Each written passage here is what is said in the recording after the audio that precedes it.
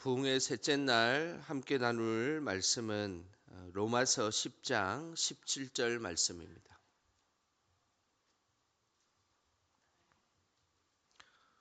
로마서 10장 17절 말씀 신약 성경 254쪽에 있습니다.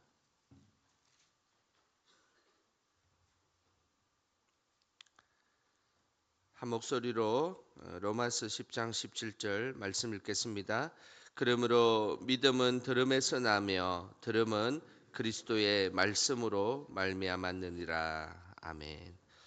우리 드린 예물 위해서 잠시 기도하겠습니다. 하나님 아버지 감사드립니다.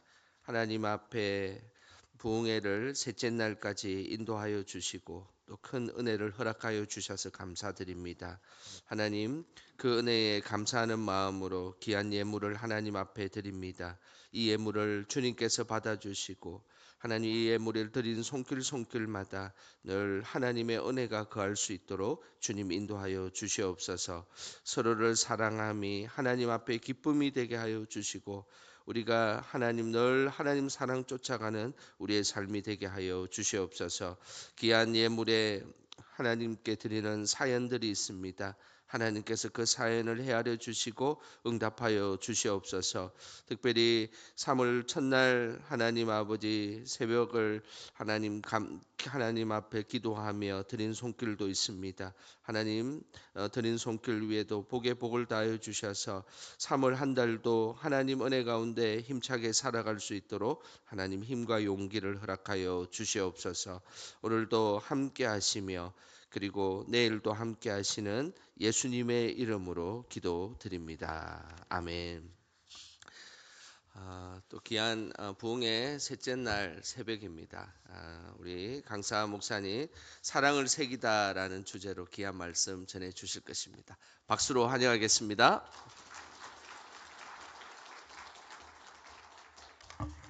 잘 주무셨습니까? 우리 또 인사하도록 하겠습니다. 여러분 사랑합니다. 사랑합니다. 사랑합니다. 자, 이제 앞뒤 옆에 계시는 사랑하는 성도님들 서로 바라보시면서 한번 감탄해 보도록 하겠습니다. 우와! 이야! 조금 민망하시지요? 죄송합니다. 그렇지만 우리가 이렇게 하나님 앞에서 화목한 모습을 하나님의 예배 자리에서 성도 간의 코이노니아 교제의 시간을 갖는다라는 건 참 중요한 겁니다. 사랑하는 성도 여러분, 우리가 이 세상 살면서 이런 사람 저런 사람 만나며 소갈이할 때가 많습니다. 괜한 오해를 받을 때도 많이 있고 못된 이야기 들을 때도 있고 억울한 심정 어떻게 할지 몰라 밤잠 설칠 때도 있는 거 아니겠습니까? 그런데 그런 인생살이 걸어가지만 우리가 그저 하나님 앞에서 우와 이야 하고 이 세상을 하나님의 나라로 천국으로 살아갈 수 있다면 이미 우리 안에 회복과 치유가 이루어진 줄 믿습니다. 그래서 이 부흥성회 기간 내내 반복되는 단어 사랑, 그 사랑을 우리가 어떻게 이루어갈 수 있을까? 우리가 이 자리에서 기도하며 그저 마음속 깊숙한 곳에 새겨야 하겠습니다. 오늘 여러분들과 함께 사랑을 새기는 방법에 대해서 함께 좀 생각을 나눠보려고 합니다. 딱 한 절에 있는 말씀인데 로마서 10장 17절. 그런데 여러분, 이 말씀은 초대 교회로부터 전체 교회의 아주 중요한 신앙 전승이 된 말씀입니다. 왜 이 말씀이 아주 중요한 교회의 말씀이 되었는가 하면, 여러분, 우리가 세상 살아가다가 보면 아무래도 믿음이 필요하다, 믿음이 중요하다라는 생각을 할 때가 참 많습니다. 왜냐하면 시시각각으로 넘어지고 시시각각으로 우리는 실망하고 그저 마음에 깊은 무기력을 가질 때가 많이 있는데, 그때마다 힘을 얻어야 되지 않겠습니까? 한번 살아갈 힘을 얻어야 될 텐데, 그러려면 우리들에게 꼭 필요한 감각, 그게 믿음이 아닐까. 그렇다면 믿음은 어떻게 우리들에게 주어지는 것일까? 어제 새벽에 우리를 하나님 앞에 세워야 됩니다. 하나님 앞에 우리를 세우며 하나님 저는 죄인입니다. 저를 불쌍히 여겨 주십시오. 그런 마음의 자세를 갖는 것이 중요합니다. 라고 말씀을 드렸습니다. 오늘은 아주 구체적인 방법에 대하여 좀 말씀을 드리려고 합니다. 믿음이 어떻게 이루어질까? 우리가 오늘 봉독한 10장 17절에 있는 말씀을 같이 한번 한 목소리로 크게 봉독해 보도록 하겠습니다. 그러므로 믿음은 들음에서 나며 들음은 그리스도의 말씀으로 말미암았느니라. 믿음이 뭐로부터 가능하다고요? 들음으로부터. 그런데 무엇을 듣는가 이게 중요한 겁니다. 그리스도의 말씀을 듣는 것. 그러니까 우리 손에 쥐어진 하나님의 말씀, 이 성경 말씀을 듣는 것. 그래서 초대교회로부터 사실 신앙의 선배들은 모일 때마다 하나님의 말씀을 들었습니다. 여러분, 우리가 가만히 생각해 보면 주일 예배 때마다 성경 봉독을 합니다. 하나님 말씀을 읽지요. 그래서 우리가 그 하나님 말씀을 듣습니다. 그리고 오늘날의 우리말 성경으로 번역되었다 할지라도 성경의 의미가 잘 안 와닿을 때가 있거든요. 그러니까 신학교육을 받으신 목사님께서 일주일 동안 열심히 하나님 말씀 공부하시고 우리들의 삶에 아주 적합한 예를 들어서 쉽게 하나님의 말씀을 선포하십니다. 이게 선포되어진 하나님의 말씀, 그러니까 쓰여진 하나님의 말씀을 들었습니다. 그리고 또 선포되어진 하나님의 말씀을 듣습니다. 그래서 우리들의 믿음이 성장한다고 본 겁니다. 그래서 그리스도 공동체는 모일 때마다 하나님의 말씀을 들었던 겁니다.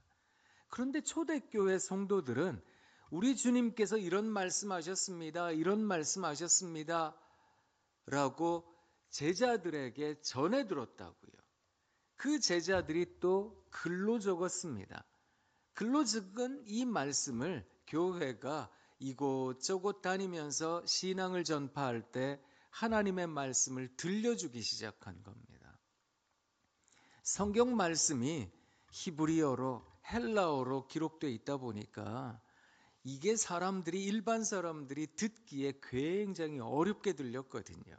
그래서 그 하나님의 말씀을 어떻게 하면 잘 들을 수 있을까?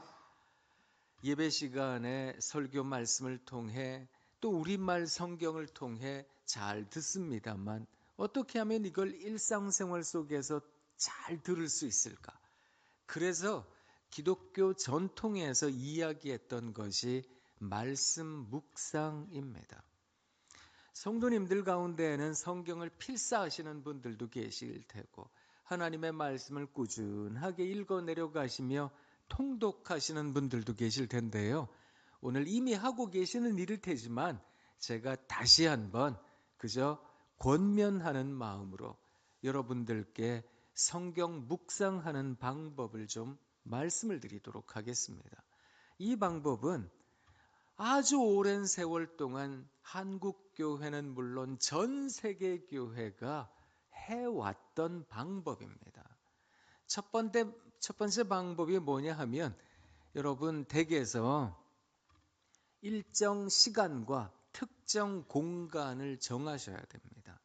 그래서 하나님 제가 베란다 이 한 모퉁이에서 제 방의 한 귀퉁이에서 이 부엌에서 제가 이곳에서 하나님 말씀 읽겠습니다. 하나님의 말씀을 한번 들어보겠습니다. 하는 마음으로 시간과 장소를 정하세요. 그리고 나서 거기에서 하나님의 말씀을 읽으시면 됩니다. 마태복음부터 읽으셔도 좋고 창세기부터 읽으셔도 좋고 어디서부터 읽으셔도 괜찮습니다. 여러분이 원하시는 성경 말씀을 읽으시면 되는데 자, 잘 들어보세요. 믿음은 들음에서 나며 그랬잖아요. 그래서 초대교회로부터 성도들이 이 말씀을 곧이곧대로 들었어요. 그래가지고 하나님의 말씀을 들어야 되는데 혼자서 하나님의 말씀을 읽을 때 어떻게 이게 들릴까? 그래서 생각했던 방법이 낭송입니다. 이것을 라틴어로 조금 어렵게 렉치오 이렇게 얘기를 하기도 합니다. 하나님의 말씀을 그냥 눈으로 읽는 게 아니라 속으로 읽는 게 아니라 입으로 낭송한다라는 겁니다. 그런데 너무 크게 읽으면 사람들이 힘들어하기도 하고 집안 식구들이 또 괴로워할 수도 있잖아요. 밤늦은 시간에 읽을 수도 있고 새벽에 읽을 수도 있으니까요. 그래서 내 귀에 들릴 정도로만 조분조분 읽으시면 되겠다는 겁니다. 시편부터 읽으셔도 좋고 잠언부터 읽으셔도 좋겠고 하나님 말씀을 정해진 시간, 정해진 공간에서 한번 낭송하십시오라는 겁니다. 두 번째가 뭐냐 하면 하나님 말씀을 쭉 읽어 내려가고 낭송하다가 보면 오늘 내 환경에 또 상황에 그리고 내 마음에 쏙 드는 말씀이 있습니다. 아니 또 은혜를 받는 말씀이 있습니다. 그렇다면 그 말씀을 또 읽고 또 읽고 또 읽으시라는 겁니다. 이걸 라틴어로는 메디타치오 이렇게 얘기를 합니다. 이게 이제 영어로 가면 메디테이션, 묵상이다 이런 뜻이 되는데 하나님의 말씀을 읽고 또 읽고 또 읽으시라는 겁니다. 이것을 뭐라고 말하는가 하면 암송이라고 말을 합니다.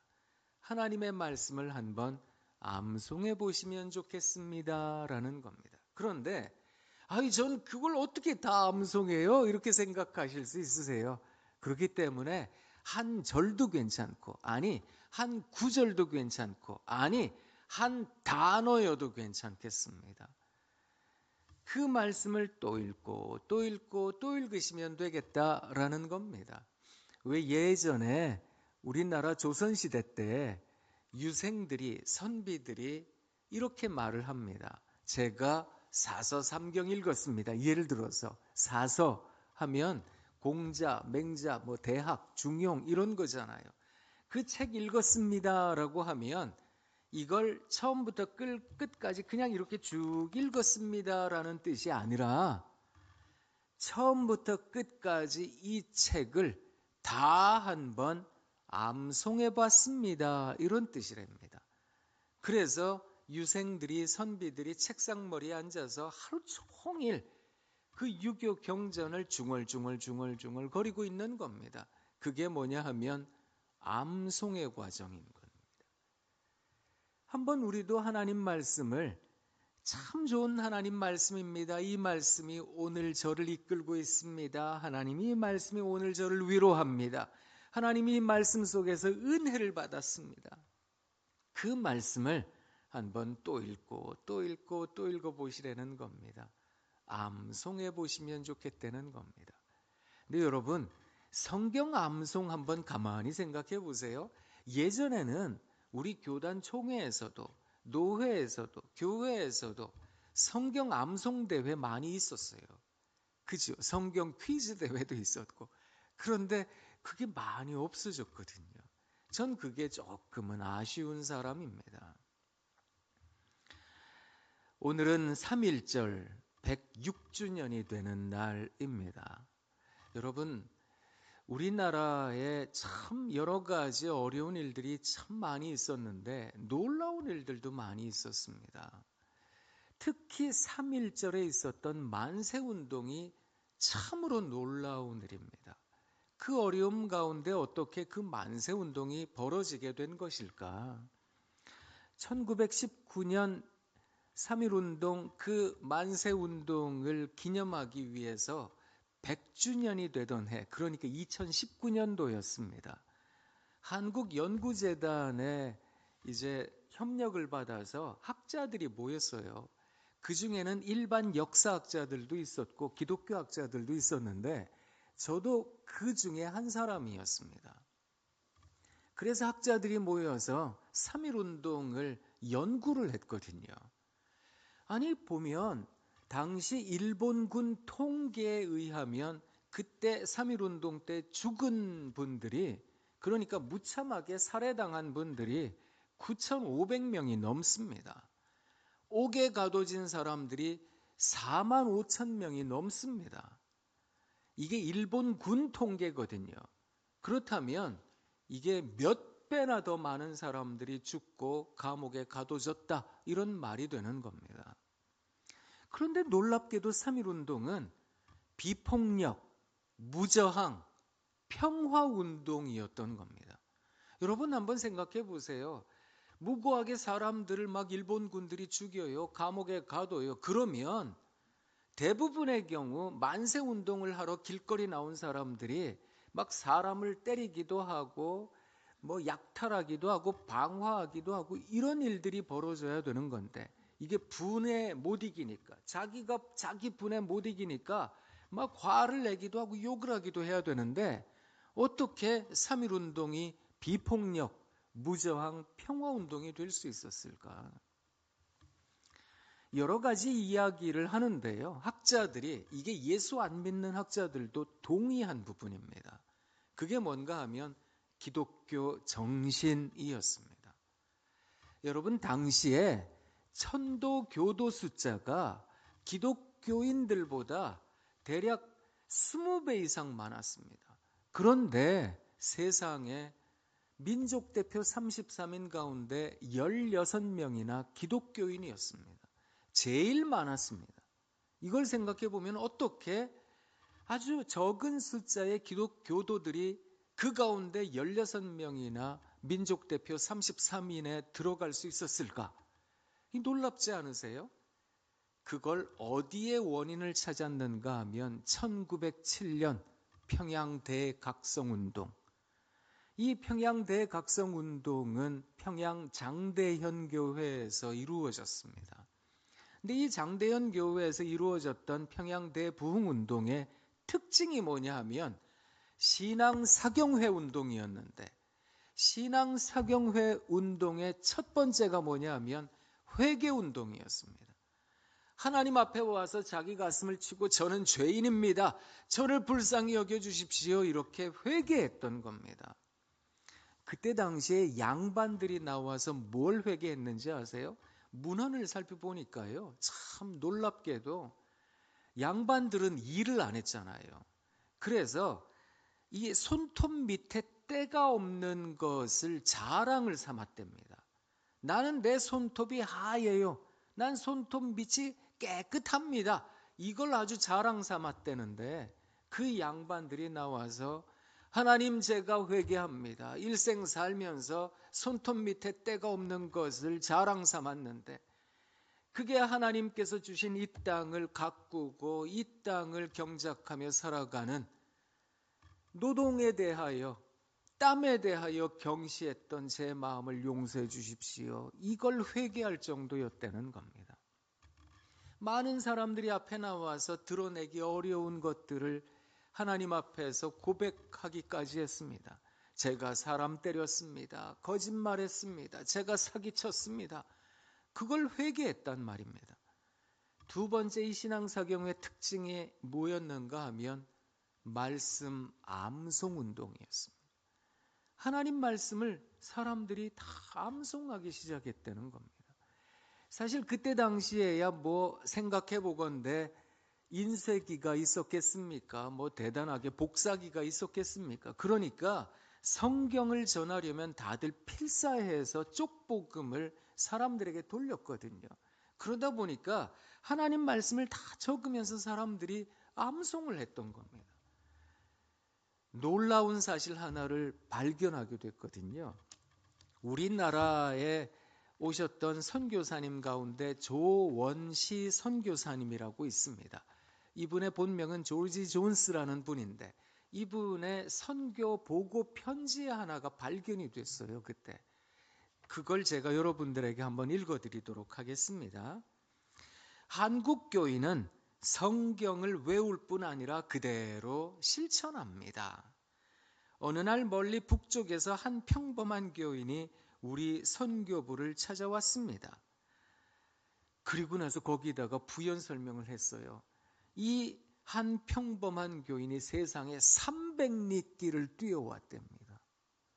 이건 정말 대단한 거 아닙니까? 몇 날 며칠 뛰어온 겁니다.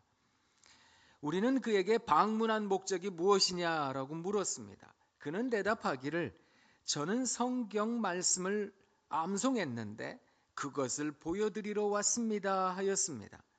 그는 자신이 암송한 성경 구절을 들려주기 위해 그 먼 거리를 나흘 동안이나 달려온 것입니다. 그리고 우리 앞에서 마태복음의 산상설교를 한 절도 틀리지 않고 암송했습니다. 그때 이제 이 조원시 선교사님이 그렇게 뛰어와서 암송하는 그 평범한 교인을 막 혼을 내셨다는 거예요. 나는 그에게 성경을 단순히 외우는 것만으로는 부족하고 그것을 실천해야 한다고 엄하게 말했습니다. 왜 그런가 하면 그때 당시에 유생들이 하루 종일 경전에 앉아가지고 암송하고 유교 경전 외우고 그게 낙인 줄 알았거든요. 그게 당연한 줄 알았고 그게 지식인 줄 알았거든요. 그걸 빗대서 성경 말씀이 유교 경전인 줄 아느냐? 성경 말씀을 그렇게 암송만 해서는 안 된다. 이렇게 엄하게 꾸짖었던 겁니다. 그러자 그는 얼굴빛이 밝아지면서 즉각 대답하기를 제가 성경 공부하는 방법이 바로 그런 방법인데 처음에 성경을 외우려고 애를 썼으나 잘 할 수 없었습니다. 그래서 한 절을 외운 다음 이웃을 찾아가 그 말씀대로 그에게 실천했습니다. 그랬더니 저절로 암송되는 거였습니다.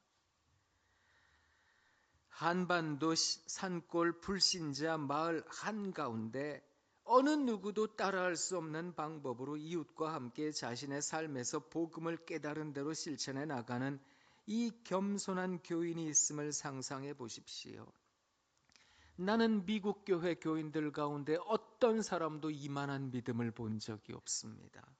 한국 교회의 부흥은 자명한 것 아닙니까? 이렇게 선교 보고 편지를 쓰셨더라고요. 그걸 읽으면서 우리 모두가 다 얼마나 큰 감동을 받았는지요. 하나님 말씀을 암송한다는 것에는 힘이 있는 거로구나.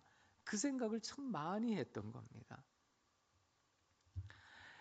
저희 학교는 장로의 신학대학교 신학교입니다. 신학교에 두 번의 홈커밍이라는 게 있습니다. 신학대 학원을 졸업하고 우리 교회에도 어제 우리 주찬이 저를 만나기도 했는데요. 그 신학대학원을 졸업한 지 25년이 지나잖아요. 그러면 첫 번째 홈커밍을 합니다. 그때가 되면 다들 이제 교회에서, 기관에서, 선교지에서 중심적인 일을 합니다. 그러면 다들 모여가지고 이제 학교 기숙사에서 또 1박을 합니다.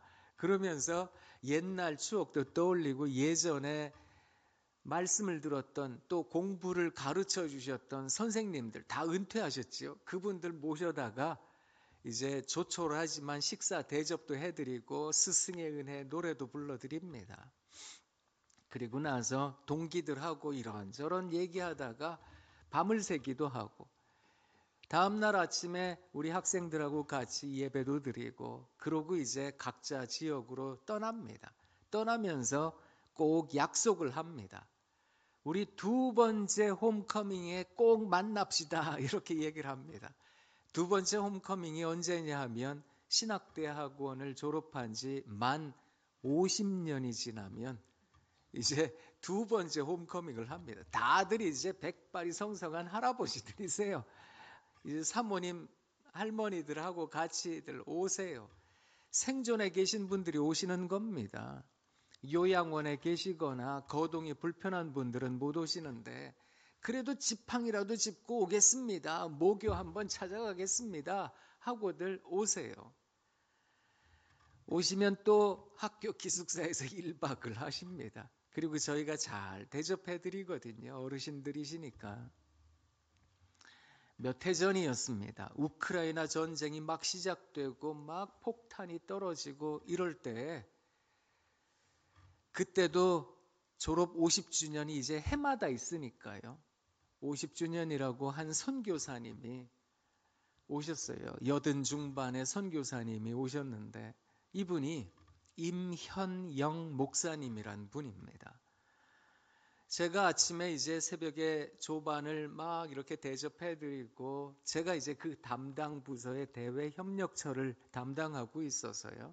이분들을 잘 섬기고 있는데, 그 목사님께서 저한테 우리 목사님, 내가 간증을 하나 해도 되겠습니까? 그러시더라고요. 아이고 선배님, 들려주십시오. 말씀을 드렸거든요.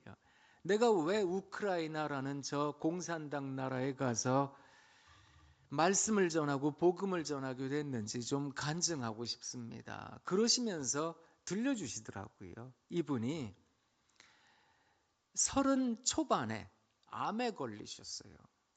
젊은 나이에 암에 걸렸는데 그때 당시에는 그래도 의료기술이 이렇게까지 발전하지 않았기 때문에 그냥 죽는 날을 기다리고 계셨답니다. 너무너무 힘든 날을 살아내실 수밖에 없으셨다는데요. 병상에 누워가지고 이렇게 있는데 언제 죽나. 그런데 이분이 너무 두려우셨대요. 하나님, 저 살고 싶습니다. 막 기도할 때가 많았고, 왜 나한테 이런 암이 와가지고 나를 왜 이렇게 죽이시려고 하시느냐고 하나님 원망도 진짜 많이 했답니다. 그러고 있는데 한 목사님이 이 젊은 목사를 신방을 오신 거예요. 그분이 누군가 하면 영등포교회 원로 목사님이셨던 방지일 목사님. 이분이 대략 10여 년 전쯤 돌아가셨거든요. 이분도 104세나 사셨습니다. 그분이 오셔서 임 목사, 자네 뭐해? 물어보시더랍니다. 느닷없이 오시더니 그냥 난데없이 임 목사, 자네 뭐해? 물어보시더랍니다. 아니, 뭐 하긴 뭐해요, 목사님? 죽을 날 기다리고 있지요. 아파 죽겠는데요. 저 살려달라고 좀 기도해 주세요. 그랬답니다.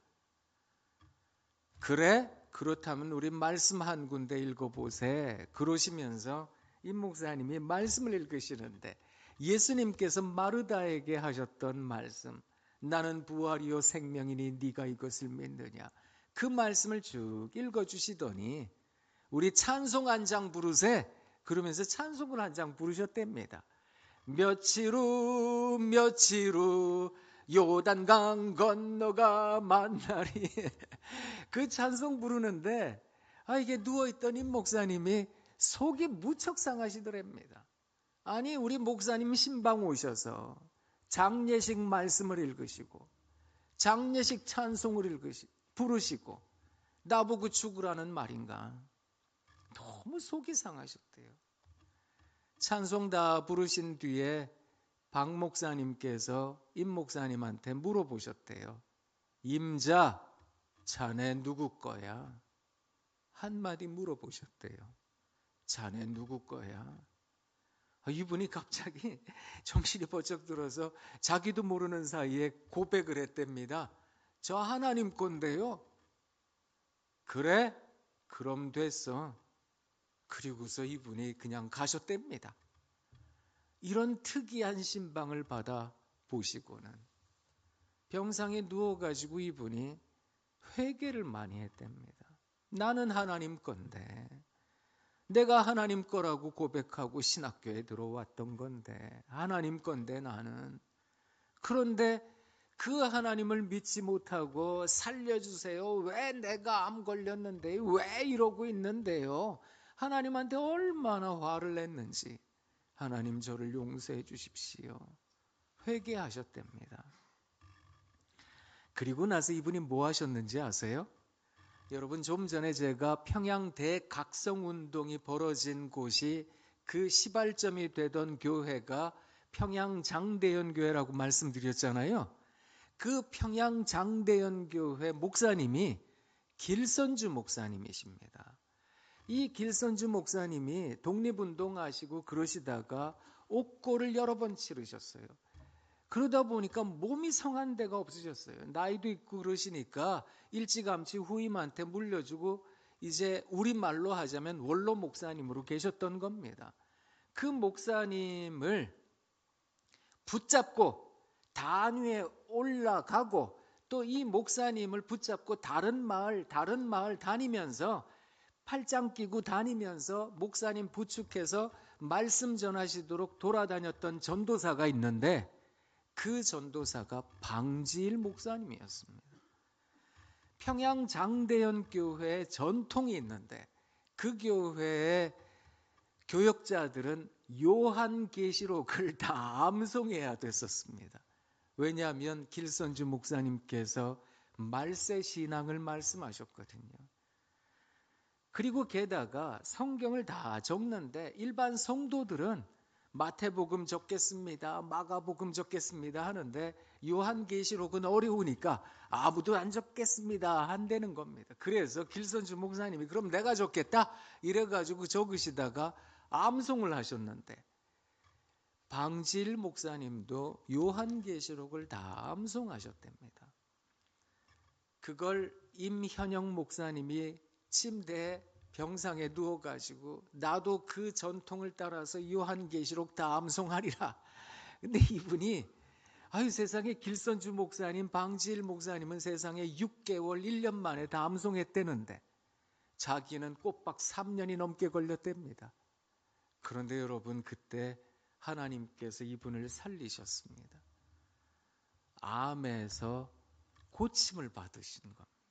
그 이분이 살아나셨어요. 하나님께서 저를 살리셨으니 제가 하나님 나라 복음 전하러 가겠습니다. 그때 당시에 우크라이나라는 나라는 이게 소련 땅이었거든요. 지금은 다 이제 뭐 러시아 뭐 다 이렇게 분리 독립이 되긴 했지만 예전엔 소련 아닙니까? 그게 공산당 나라니까. 제가 거기 가서 하나님 말씀 전하겠습니다. 그리고 이분이 거기서 세상에 50여 년을 선교사로 일하신 겁니다. 보통 70세가 되면 은퇴하고 들어오시는데 저는 우크라이나에서 죽을 겁니다. 그리고서 계속 계셨다는 거예요. 그런데 갑자기 폭탄이 떨어지고 하니까 자녀들이 아버지 살아야 돼요 막 그러고 도망쳐 나왔다는 겁니다. 정신없이 나왔는데 아이고 때마침 학교가 50주년이라고 하니까 학교에 왔는데 저는 곧 우크라이나 갈 겁니다. 다시 가서 거기서 죽을 겁니다. 그러시더라고요. 하나님 말씀을 암송하는 데는 힘이 있다 싶습니다. 그래서 하나님의 말씀을 가까이 하시는 겁니다. 하나님의 말씀을 읽고 또 읽고 또 읽고 그러다 보면 이 말씀이 내 마음판에 새겨집니다. 그 새겨진 말씀을 어떻게 해야 되는지 아세요? 기도에 접목하셔야 됩니다. 이걸 라틴어로 오라치오라고 말을 하는데 이 오라치오라고 하는 단어의 뜻은 혀로 말로 고백하다라는 뜻인데 이게 기도라고 번역을 교회가 했던 겁니다. 우리가 기도할 때 성경 말씀에 기초하지 않고 그냥 기도하잖아요. 그러면 이 기도에 패턴이 생깁니다. 처음에 어떤 기도하고 그 다음 어떤 기도하고 그 다음 어떤 기도하고 그러고 끝내거든요. 그런데 우리들의 기도는 날마다 넓어지고 날마다 깊어져야 됩니다. 어떻게 넓어지는지 아세요? 하나님의 말씀을 생각해 보십시오. 오늘 읽은 말씀, 내일 읽은 말씀 다르잖아요. 그러니까 오늘 이 감동을 받은 말씀을 기도에 접목하시라는 겁니다. 하나님, 이 말씀이 오늘 저에게 임하게 하옵소서. 이 말씀이 우리 가족에게, 이 말씀이 우리 아이들에게, 우리 교우들에게, 우리 사회, 나라에 임하게 하시옵소서. 기도하시라는 겁니다. 그러면 내일 읽은 말씀은 또 달라지잖아요. 그러면 기도가 조금씩 바뀌어요. 그렇게 기도가 넓어진다는 겁니다. 어떻게 깊어지는지 아세요? 오늘 읽은 말씀을 또 오늘 낭송하고 암송한 말씀을 기도에 접목했어요. 그런데 기도하고 있는데 지난주에 지난달에 암송한 말씀이 입에서 자꾸 튀어나와요. 여러분, 이 말씀은 나를 치는 말씀일 때가 많습니다. 나를 바꾸는 말씀일 때가 많습니다. 내 상황에선 도저히 고백이 안 되는 말씀일 때가 많습니다. 이런 말씀을 예언자적이다, 계시적이다 이렇게 말을 하는 겁니다. 우리는 잘못 알고 있는 게 예언이라고 하는 것을 미래 예측이라고만 알고 있어요. 그렇지 않습니다. 나중에 여러분 고린도전서 14장을 꼭 읽어보셔야 됩니다. 고린도 교회가 이렇게 나뉘고 저렇게 나뉘었어요. 그때마다 사람들이 나는 이 파입니다, 저 파입니다 얘기할 때가 많았거든요. 그런데 교회가 그렇게 서로 갈등을 빚다 보니까 나는 방언합니다, 나는 예언합니다 하는 사람들도 생겨났던 겁니다. 그때 바울이 권면했습니다. 방언이라는 것은 개인적인 은혜 체험에는 참 중요하고 훌륭하지만 되도록이면 예언을 하려고 해야 됩니다. 예언이라는 것은 교회의 덕을 세우기 위함이라고. 그래서 교회 공동체는 예언이라고 하는 것을 미래 예측이라고 이야기한 게 아니라 교회의 덕을 세우기 위한 것이라고. 이게 왜 그런가 하면 하나님의 말씀을 읽을 땐 내가 쳐서 복종케 되어야 되거든요. 하나님의 말씀을 통해서 내가 산산조각 나야 되거든요. 그래서 하나님, 제가 죄인입니다. 제가 잘못했습니다. 그러면 그 하나님의 말씀으로 내가 변화가 되면 오늘과 내일이 다릅니다. 내일과 그 다음 날이 다른 법입니다. 그렇게 사람이 바뀌어져 가는 거거든요. 그게 예언적이다라는 겁니다. 예언이라는 것은 일깨움을 뜻하는 겁니다. 깨달음을 뜻하는 겁니다. 그래서 제가 이런 부분에 모자라고 잘못됐습니다. 하나님, 저를 용서해 주십시오. 그래서 기도가 깊어지는 겁니다. 그래서 사랑하는 우리 영광의 신앙가족 여러분, 기억하셔야 됩니다. 말씀을 낭송하고 암송하고 기도에 접목하고, 낭송하고 암송하고 기도에 접목, 이걸 반복하시라는 겁니다. 그럼 어떤 일이 벌어지는지 아세요? 라틴어 단어로 컨템플라치오라고 부르는데, 이것을 흔히 영성신학에서는 관상이라고 말을 합니다. 그런데 이게 그 글자 그대로 풀이하자면 어떤 뜻인가 하면 자기화하다, 체화하다 이런 말입니다. 하나님의 말씀이 내가 되었습니다. 내가 하나님의 말씀이 되었습니다. 이런 뜻이 되는 겁니다. 이게 무슨 말인가 하면 쉽게 말씀드리면 이렇습니다. 우리가 운전을 배우는데 여기에 핸들이 있고 브레이크가 있고 뭐 악셀레터가 있고 이런 거 배우잖아요. 그런데 운전을 배우는 것과 익히는 것은 조금 다릅니다. 운전을 익히게 되잖아요. 운전이 익숙해지면 어떤 일이 벌어지는가 하면 내려서 이게 자로 잰 게 아닌데 이 정도 되면 내 차가 이 골목을 지나가겠다 못 지나가겠다 이게 딱 나옵니다. 이것을 통찰, 인사이트라고 하는데 안을 들여다볼 줄 알게 되었다는 뜻입니다. 이게 상황이 파악이 된다는 뜻입니다. 사람들은 어려운 일이 오잖아요. 정신을 잃어요. 어떻게 하지? 어떻게 하지? 그럽니다. 이때 정신을 차리고 분명하게 볼 줄 압니다. 이게 믿음을 가지고 있는 사람들의 특징인데 이런 현상이 나타난다는 겁니다. 좀 더 쉽게 말씀드릴까요? 힘든 일이 있으면 예전에는 통장부터 봤어요. 나한테 잔고가 얼만가. 어려운 일이 있으면 나 누가 도와줄까? 전화번호부 봤다고요. 그런데 이제는 힘든 일이 있잖아요. 어려운 일이 나를 건들잖아요. 그러면 기도가 튀어나옵니다. 말씀이 튀어나옵니다. 어렵고 힘든 일이 있으면 주여 하고 붙들 줄 압니다.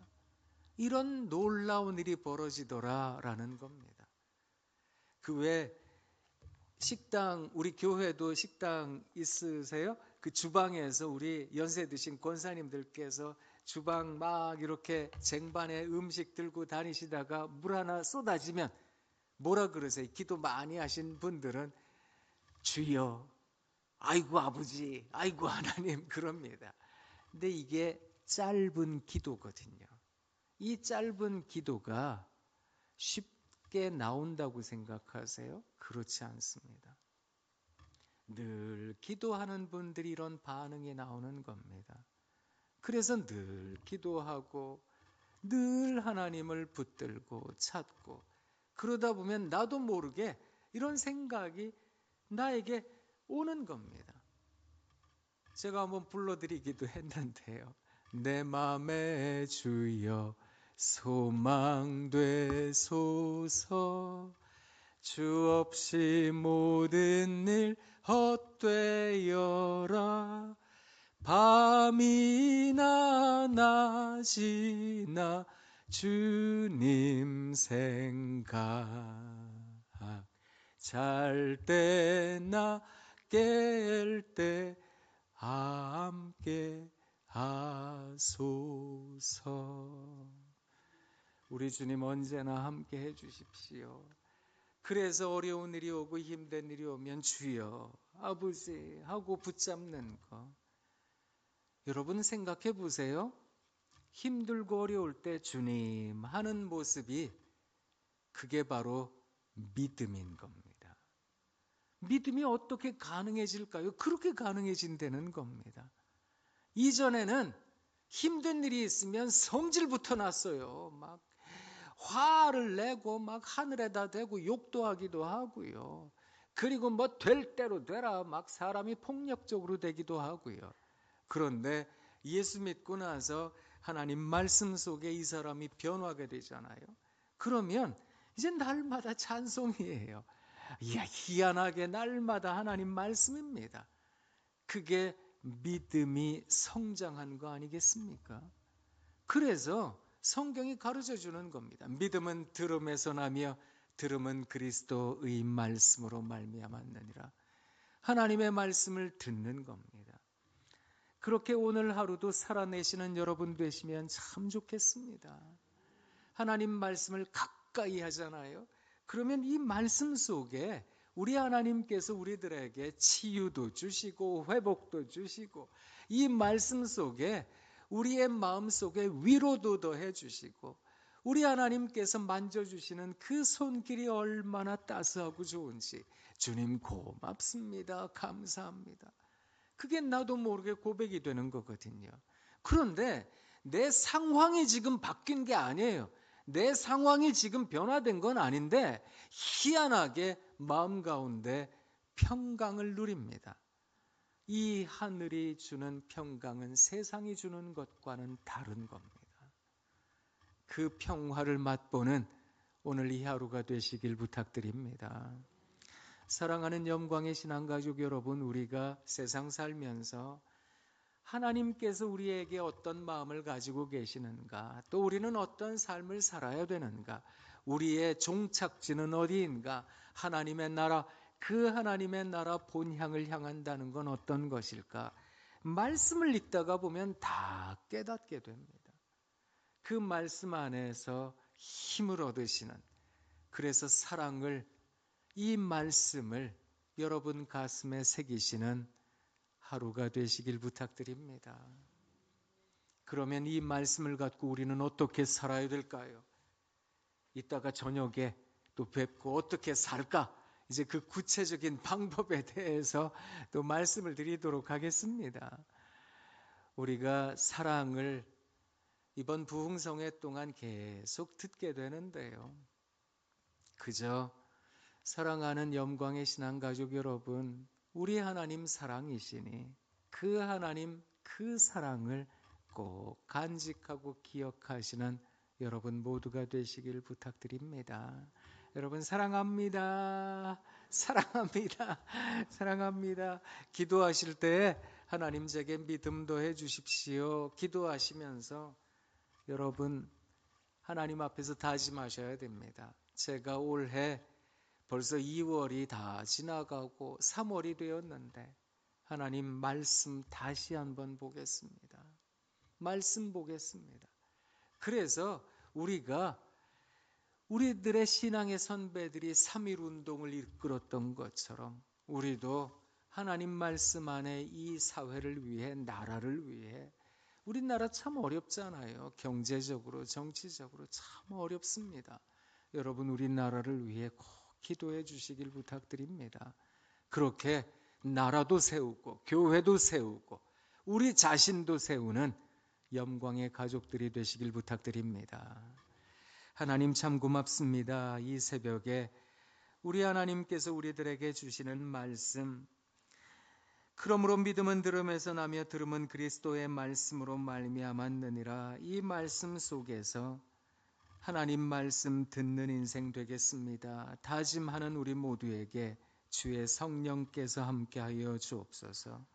하나님, 우리들의 심령을 평안하게 하시고 가정도 나라도 평안하게 하셔서 하나님 말씀 읽는 데에 조금도 어려움을 당치 아니하도록 하나님 언제나 우리와 동행하여 주옵소서. 예수님 이름으로 기도합니다. 아멘. 귀한 말씀 감사드립니다. 여러분 사랑합니다. 이제 그 부흥회가 아쉽게도 오늘 이제 저녁으로 이제 끝이 납니다. 여러분들도 아쉬우시죠? 예, 주변 분들 또 많이 격려하셔가지고 오늘 저녁에도 많이 참여하셔서 은혜의 시간 나누시기를 주님의 이름으로 축복합니다. 이 시간도